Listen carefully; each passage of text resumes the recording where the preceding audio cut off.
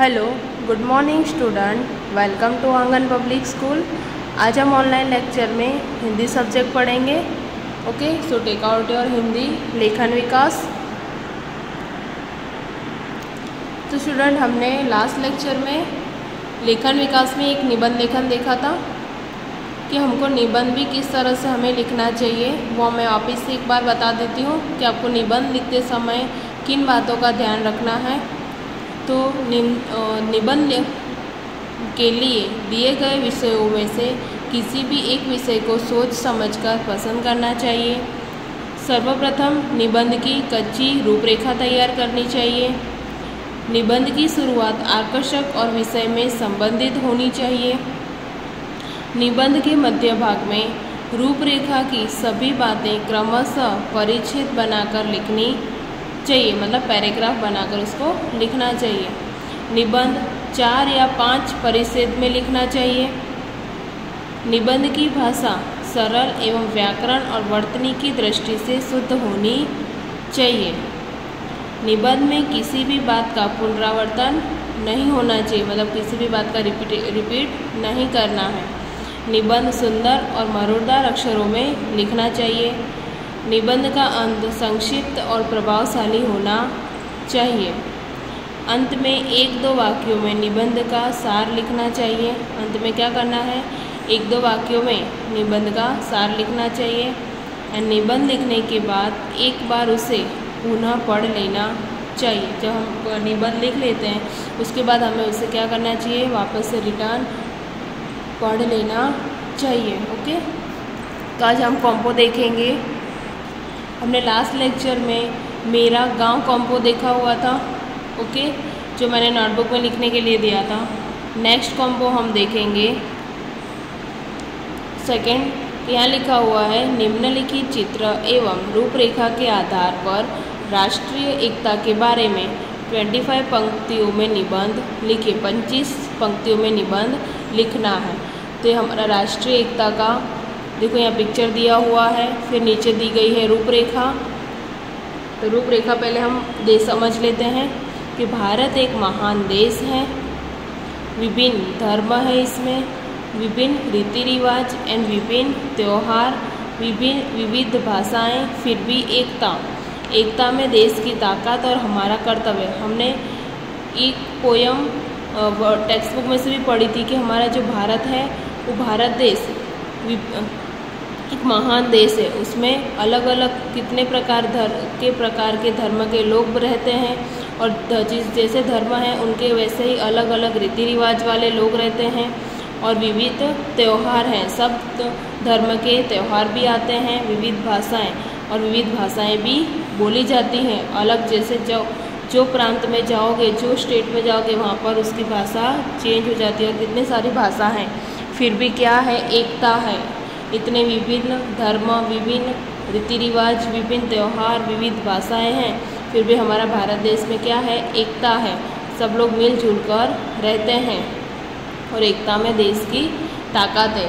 ये सब मिलजुल कर रहते हैं, उसमें क्या है? एक देश की एक ताकत बनी हुई है। और ये हमारा कर्तव्य है कि हमें सबसे मिलजुल कर अच्छे से रहना चाहिए, तो ही हम हमारा देश को आगे उन्नति करवा सकते हैं। ओके, तो यहाँ है राष्ट्रीय एकता, हेडिंग दी है मैंने। ओके, तो पहले देखो, भारत एक महान देश है। भारत एक ऐसा देश है जहाँ लोग विभिन्न धर्म, क्षेत्र, संस्कृति, परंपरा, जाति के लोग एक साथ रहते हैं। भारत एक ऐसा देश है जहाँ क्या होता है? लोग विभिन्न धर्म के, क्षेत्र, संस्कृति, परंपरा, जाति के लोग एक साथ रहते हैं। इसलिए हमारा भारत देश क्या है? महान देश है। नेक्स्ट है कि हमारा भारत देश कई सारी विविधता से बना हुआ देश है। जो हमारा भारत देश है वो कई सारी किससे बना हुआ? विविधता से, मतलब विभिन्न अलग अलग उससे बना हुआ देश है, जहाँ अलग अलग धर्म के लोग रहते हैं। क्या रहते हैं यहाँ पे? अलग अलग धर्म के लोग रहते हैं, लेकिन फिर भी राष्ट्रीय एकता की मदद से सभी धर्म के लोग अलग अलग विविधताओं के बावजूद एक साथ और मिलजुल कर रहते हैं।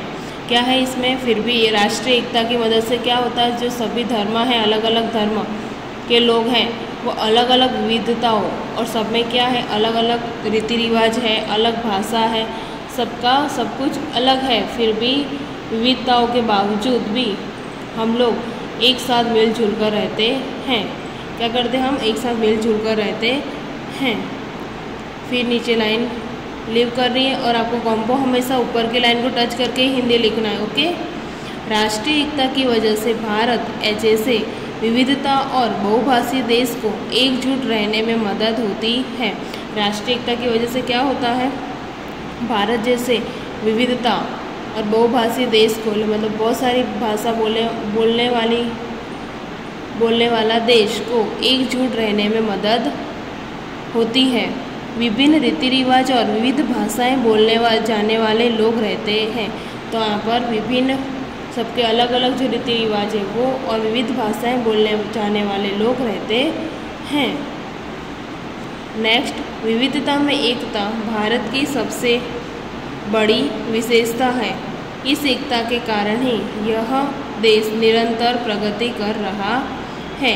कि यही कारण है कि सब लोग एक मिलजुल कर रहते हैं, तो इसी के कारण हम देश में निरंतर क्या करते रहते हैं, प्रगति करते रहते हैं। और हमें यहाँ पे ऐसा हमारा कर्तव्य है कि हमें सबसे मिलजुल कर रहना चाहिए। तो मिलजुल कर रहेंगे तो हमारा देश निरंतर क्या करता रहेगा, प्रगति करता रहेगा। ओके। तो स्टूडेंट्स आपको ये जो कॉम्पो है वो कॉम्पो राइट इन लेखन विकास होमवर्क में किस में लिखना है, इसी में लेखन विकास में ये कॉम्पो लिखना है। ओके। राष्ट्रीय एकता वाला जो कॉम्पो मैंने करवाया है वो नोटबुक में आपको लिखना रहेगा। एंड नेक्स्ट हम आज एक कहानी लेखन भी देखेंगे, इसी लेखन विकास में देखेंगे। ओके। तो हमने आज एक कॉम्पो देखा है। नेक्स्ट हम एक कहानी लेखन देखेंगे। Page number 53। यहाँ पर आपको डेट डाल देनी है आज की दिनांक में। और लिखा हुआ है कि निम्नलिखित चित्र एवं रूपरेखा के आधार पर कहानी लिखकर उसे उचित शीर्षक दीजिए और उससे मिलने वाली सीख भी लिखिए। तो देखो यहाँ पे एक पिक्चर दिया हुआ है, कौवा और लोमड़ी की स्टोरी है, कौवा और लोमड़ी। तो यहाँ पे रूपरेखा दी हुई है, हम उसे समझ लेते हैं पहले। कि एक भूखी लोमड़ी पेड़ पर कौवे को देखना। एक भूखी लोमड़ी थी, उसको भूख लगी थी, तो उसने क्या देखा, पेड़ पर कौवे को देखा। कौवे की चोंच में रोटी थी। कौवे की चोंच में क्या थी, रोटी थी। लोमड़ी का पेड़ के नीचे जाना। लोमड़ी का पेड़ के नीचे जाना। कौवे की आवाज़ की तारीफ कौवे से गाने के लिए कहना। कौवे का लोमड़ी की चालाकी समझ जाना। पैर में रोटी दबाकर गाना। लोमड़ी का वापस लौट जाना सीख। तो यहाँ पे क्या बताया गया है कौवा लोमड़ी में कि जो भूखी लोमड़ी थी उसने क्या किया, पेड़ पर कौवे को देखा। तो कौवे जब उसको तो भूख लगी थी तो और कौवे की चोंच में क्या थी, रोटी थी। तो लोमड़ी का पेड़ के नीचे वो कहाँ गई, जहाँ पे कौवा बैठा था तो वहाँ पर वो नीचे पेड़ के नीचे चली गई और कौवे की आवाज़ की क्या करने लगी, तारीफ़ करने लगी कि आपकी आवाज़ तो बहुत मीठी और मधुर है। ऐसे बोलने लगी। क्यों बोल रही है ऐसा, क्योंकि जब वो बोलेगा वैसे उसके मुंह में जो रोटी है वो रोटी नीचे गिर पड़ेगी। इसलिए उसने क्या किया, कौवे की तारीफ़, कौवे की जो आवाज़ है उसकी तारीफ़ की है। कौवे से गाने के लिए कहना। कौवे से क्या कह रहा है, गाने के लिए कह रहा है कि कौवे का लोमड़ी की चालाकी समझ जाना। कौवा भी क्या करता है, लोमड़ी की जो चालाकी है वह समझ गया कि इस तरह, इसलिए बोल रही है कि मेरी जो रोटी है मेरी वो नीचे गिर जाए और उसे मिल जाए। पर कौवे तो लोमड़ी की चालाकी समझ गया। पैर में रोटी दबाकर चला गया गाना और लोमड़ी का वापस लौट जाना। ओके। तो हम यहाँ स्टोरी देखते हैं। अभी ऊपर हेडिंग देंगे हम कौवा और लोमड़ी, ये हमारा शीर्षक रहेगा, कौवा और लोमड़ी। या इसको भी हम पैराग्राफ करके लिखेंगे। पैराग्राफ में हमेशा थोड़ी आगे स्पेस रखनी है। एक बार एक कौवे को एक रोटी मिली। एक बार एक कौवे को क्या मिली, रोटी मिली। वह रोटी लेकर उड़ता हुआ एक पेड़ की डाल पर जा बैठा। उड़ता हुआ कहाँ जा बैठा, कौवे एक पेड़ की डाल पर जा बैठा। इतने में एक लोमड़ी पेड़ के नीचे आई। इतने में क्या हुआ, एक लोमड़ी पेड़ के नीचे आई। इसकी नज़र कौवे की रोटी पर पड़ी। क्या हुआ, एक बार कौवे को एक रोटी मिली थी और वह रोटी लेकर उड़ता हुआ एक पेड़ की डाल पर जा बैठा था। इतने में लोमड़ी क्या हुई, पेड़ के नीचे आई। देखो आप यहाँ पिक्चर में देख सकते हो फर्स्ट में कि कौवा एक लोमड़ी लेकर आके इस पे पेड़ की डाली पर बैठ गया है एंड वहाँ से वो कौवा लोमड़ी उसे देखकर वहाँ पर आता है। Okay, so turn your page. उसके मुंह में पानी आ गया। उसने सोचा कौवे के मूर्ख बनाकर मैं उसे रोटी ले लूँ। उसे क्या सोचा कि उसके मुंह में कौवे के मुंह में रोटी देखकर लोमड़ी के मुंह में क्या आ गया, पानी आ गया। उसने सोचा कौवे को मूर्ख बनाकर मैं उसे रोटी ले लूँ। क्या करूँ, उसको मूर्ख बनाकर मैं उसे रोटी ले लूँ। फिर यहाँ पे पैराग्राफ करके लिखना है। लोमड़ी ने कौवे से कहा, कौवा भैया कोई गाना सुनाइए ना। उसने क्या युक्ति सूझी, कौवे से क्या कह रही है, कौवा भैया कोई गाना सुनाइए ना। आपका गाना मुझे बहुत मीठा लगता है, आपका जो गाना है मुझे बहुत अच्छा लगता है। फिर सेकेंड पैराग्राफ करके लिखना है कि कौवा लोमड़ी की चालाकी समझ गया। कौवा क्या करता है, लोमड़ी की चालाकी समझ गया कि मुझे उसको रोटी चाहिए, इसलिए वो मुझे क्या बोल रही है कि आपका गाना मुझे सुनाइए ना। उसे लगा कि लोमड़ी रोटी पाने के लिए यह नाटक कर रही है। क्या कर रही है, लोमड़ी रोटी पाने के लिए यह मुझसे नाटक कर रही है।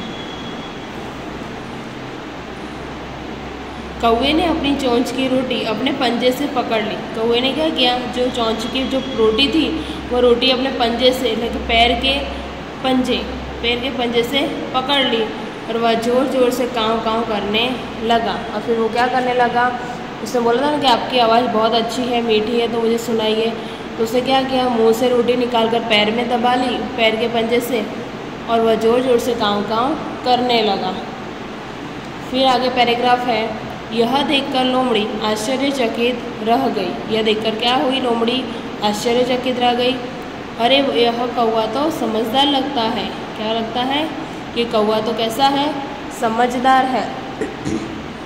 ऐसा वह मन ही मन बोली और चलती बनी। उसे मन में सोच रहा है कि कौवा तो बहुत समझदार है, मुझे यहाँ से इसकी रोटी मिलने वाली नहीं है। ऐसा वह मन ही मन बोली और चलती बनी। फिर कौवे ने मज़े से रोटी खा ली। फिर कौवे ने क्या की, मज़े से रोटी खा ली। सचमुच अपनी झूठी बड़ाई सुनकर हमें गुमराह नहीं होना चाहिए। हमें क्या सीख मिलती है कि अपनी जो झूठी बड़ाई है, कोई भी झूठा क्या करते हमारी तारीफ़ कर दे, वह सुनकर हमें गुमराह कभी होना नहीं चाहिए, जिसे कौवे ने किया।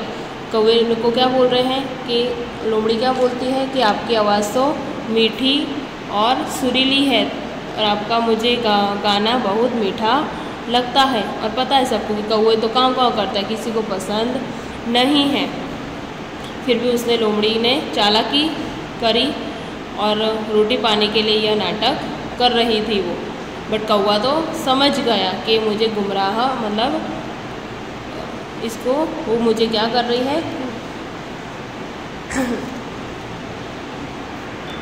पर कौवा ऐसे निकलता नहीं है। वह कौवा भी समझदार लगता है और वह मन ही मन बोल रही है कि कौवा तो समझदार है, यहाँ मुझे ये रोटी मिलने वाली नहीं है। तो हमने को यही सीख मिलती है कि कभी भी अपनी कोई झूठी बड़ाई कर दे तो हमें कभी भी गुमराह नहीं होना चाहिए, हमें चेंज नहीं होना है। तो स्टूडेंट्स, आपका होमवर्क रहेगा राइट स्टोरी इन लेखन विकास from PDF file. PDF file में जो स्टोरी आ जाएगी वहाँ से देख के आपको इस लेखन विकास में लिखनी है। लेखन विकास में आपको स्टोरी एंड जो फर्स्ट मैंने कॉम्पो करवाया राष्ट्रीय एकता का, वो आपको लिखना रहेगा। Okay, so thank you students, have a nice day.